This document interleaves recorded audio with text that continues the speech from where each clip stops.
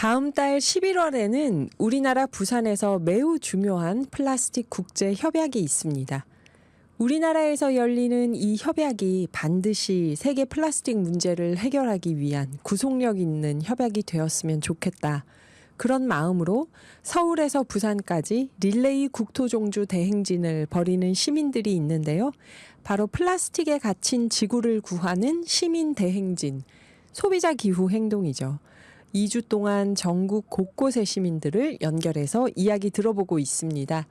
지난 토요일이었죠. 전주 한옥마을에서 행진이 있었는데요. 소비자 기후행동 광주 전북지부 배복주 팀장님 연결해 보겠습니다. 팀장님 안녕하세요. 예, 안녕하세요. 네, 본인 소개 좀 부탁드릴게요. 네, 저는 전주에 사는 경상도 아줌마 소비자 기후행동 배복주입니다. 네네. 지난 토요일 전주 한옥마을에서 행진하셨잖아요. 그 전통적인 분위기의 한옥마을에서 플라스틱 감축 행진을 하면 눈에 확 띄었을 것 같은데요. 거의 주말이라 네. 외국인 관광객 또 가족 단위 시민들 많았을 텐데 다들 플라스틱 문제에 관심이 많던가요? 어땠나요? 네, 관심 많이 가져주셨고요. 저희가 또 워낙에 또 길게 이렇게 가다 보니 같이 이렇게 걸어오면서 봐주시는 분들도 계셨거든요. 네. 그날은 날씨도 정말 화창했고 휴일이기도 했고, 그리고 특히 그 한옥마을에는 한복 입고 다니는 사람들도 되게 많거든요. 또 행진하다 보니 실제로 그 전통 올레도 향교에서 하고 있고, 전주에 살지만 사실 한옥마을 잘 안 가게 되는데 행진하면서 저도 좀 즐겼던 것 같습니다. 특히 저희는 행진할 때 그 손팻말 들고 걷거든요. 네. 근데 저희가 미리 만들어두지 않고 손팻말 쓰는 공간을 따로 이렇게 만들었더니 각자의 언어로 본인이 들고 행진할 손팻말들을 정말 정성껏 쓰셨거든요. 예, 그랬더니 이제 아이들은 그림을 그리기도 하고 어떤 분은 영어로 쓰기도 하셨는데요. 영어 손팻말 진짜 효과 있었어요. 한 외국인 관광객이 저희 행진하는 모습을 보고 이렇게 궁금했나 봐요. 근데 그때 그 영어 손팻말 이렇게 쓱 이렇게 보여주니까 아하 이런 표정으로 지나가셨고요. 또 뭐 영국에서 오셨다는 어떤 부부는 저희들한테 굿 액션 그러면서 공감해주고 지나가시기도 하셨습니다. 아, 지금 행진하셨던 사진하고 영상이 나오는데 이 배경이 한옥마을이다 보니까 너무 아름답습니다. 진짜 이 돌담길을 걸어가시는데 햇살도 좋고 그래요. 네. 영어로 직접 써서 들고 가시는 장면들도 지금 영상에서 계속 나오네요. 이게 보니까 아이들도 있고 흰머리 어르신들도 많고 연령대가 정말 다양한데요. 이렇게 젊은 세대나 윗세대가 섞여서 함께 이 얘기를 하면 서로 환경 문제에 대한 관점이나 실천 방법이 같을까 다를까 좀 궁금한데요. 어땠나요? 글쎄요. 이제 환경 문제, 특히 이제 기후 문제는 올 여름을 지나면서 정말 위기라는 걸 저희 모두가 체험을 했잖아요. 네. 이젠 저희 활동가가 따로 이 설명을 할 필요가 없을 정도로 일반 시민들도 다 알고 계시는 문제이고, 특히 행진에 정말 이렇게 스스로 자원해서 참여하신 분들은 이미 소비자로서 할 수 있는 생활 실천들은 다 하고 계신 분들일 거예요. 그렇죠. 네. 네. 근데 이게 플라스틱 문제가 사실 소비자들만의 몫은 아니잖아요.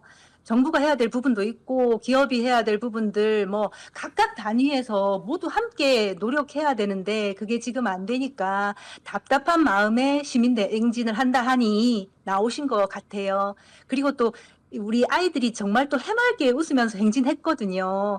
그걸 보면 좀 어른 세대로서는 상당히 미안한 마음이 크지요. 좀 그랬습니다. 네.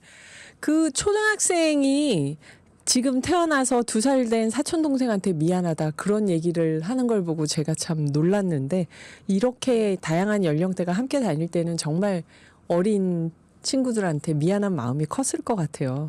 네. 지금 전 세계 153개 시민사회 단체가 한국 정부의 플라스틱 생산 감축을 촉구하고 있잖아요. 또 네. 1차 플라스틱 폴리머 생산 감축에 대한 우리 정부의 명확한 입장이 없다. 이런 지적도 나오고요.